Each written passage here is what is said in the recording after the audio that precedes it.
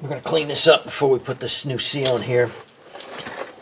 See if I can get out of my own way. I want to kind of nice clean rag here and kind of get it in here so I don't make a mess out of this. And a piece of Scotch Brite I think will be enough. I just want to clean this edge up if I can. I might need to get something a little more heavy duty here. It's got a little bit of the seal from the sealer from the old seal still hanging on to it. I might need to kind of see it coming off here. You want to get that off of there just to make it easier.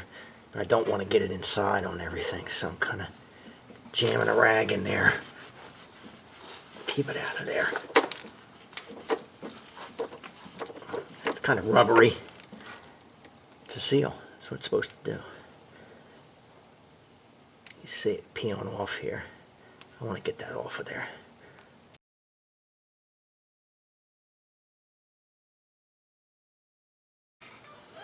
Alright, I've cleaned that seal off, kept it clean inside.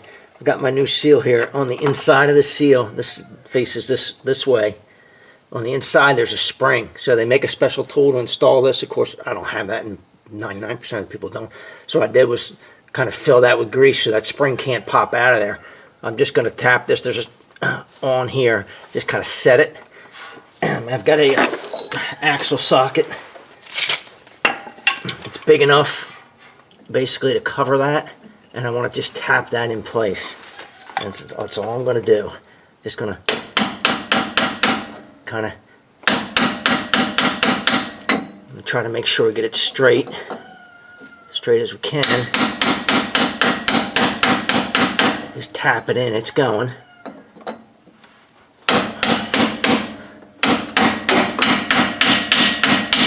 You hear the difference there?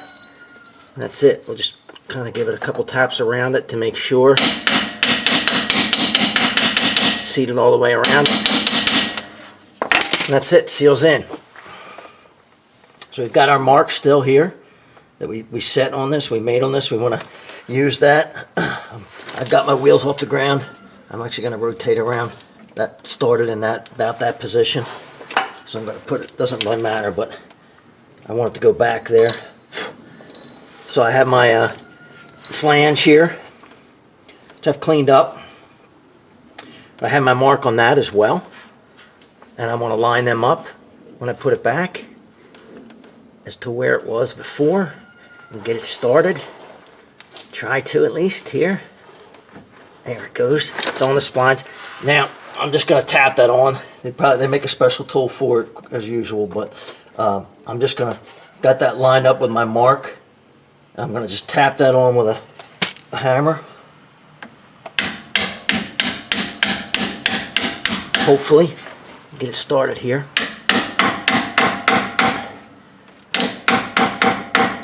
Should be able to.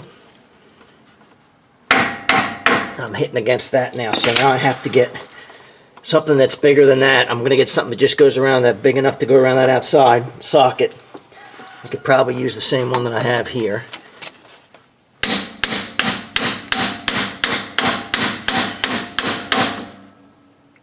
I don't want to lose my mark. Got my mark here. I don't want to lose it.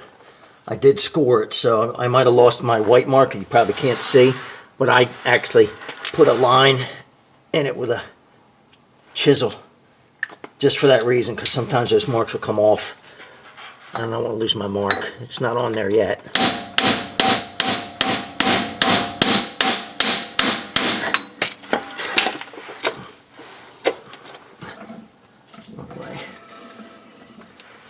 Back this way here. Doesn't matter, I'm just turning it so I keep it in the same position.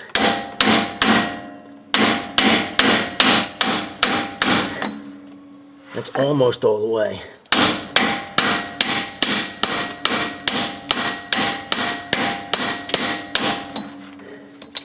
It's pretty much on there now, so I'm going to get my nut, my spindle nut here, or my pinion nut. I shouldn't say spindle nut, it's not a spindle. And I got my mark on that. I'm going to clean it here. Clean it up here.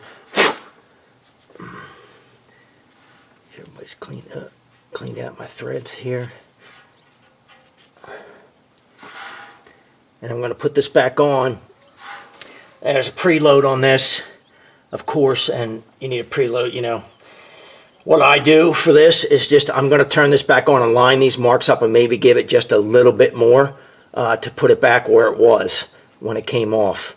You can also, you know, I could have counted these, but I really don't need to. We're just going to start it. Alright, I had to let it down. Couldn't get him to hold the brake hard enough to stop it, so we'll just do it this way.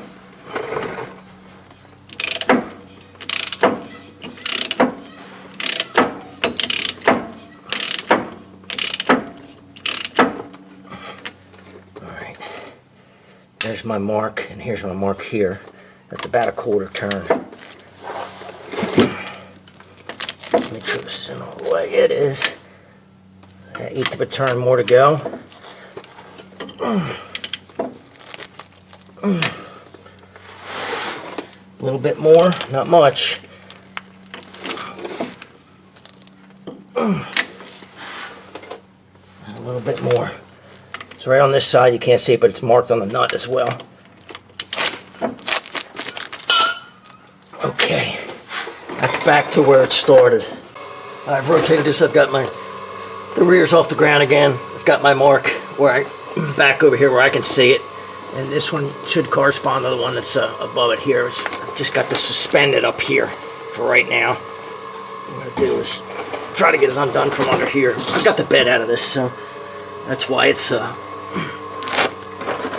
can do this a little easier, I hope. We'll see. There it goes.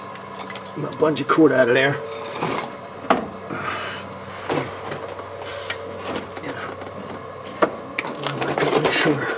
So now it's back and mating up with the original, where it was originally lined. So I'm just going to put one of these in temporarily. I've cleaned them up on the wire wheel. Just going to want to get one started here if I can.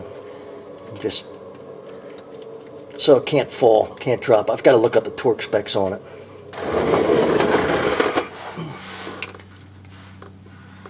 Alright, just get some thread locker on these. Blue.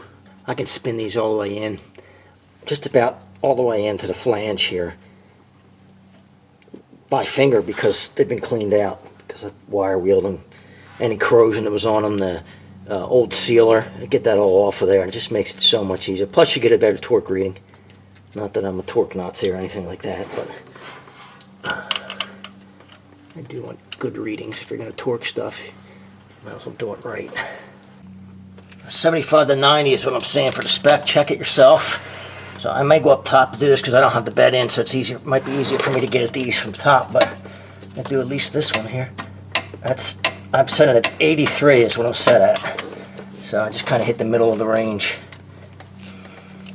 Try not to knock the camera all over the place. Try not to. Probably will, but.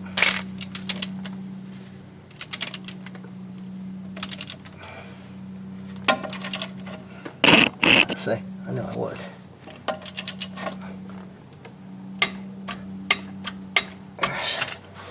Same thing over here that you can't see. Alright. I could go up top to get this one, but I think I'll just try to do it from here if I can. Maybe because I like climbing out, climbing back under. Come on. I know you're there. I know you're right there.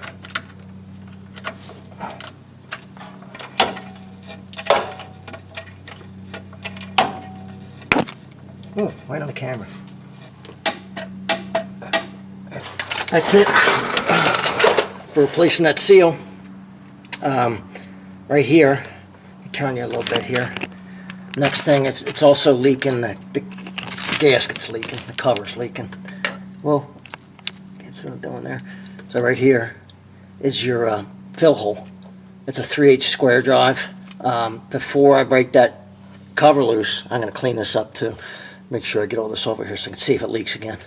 I want to make sure I can break that loose. I'll probably go up top to do that. I just can get better leverage on it. and go take that out, and then we'll go around the other side and we'll unbolt the cover. I'll put a pan under it first, and then we'll drain it, put a new gasket in it, and refill it through here. 75 140 for this. That's what it says.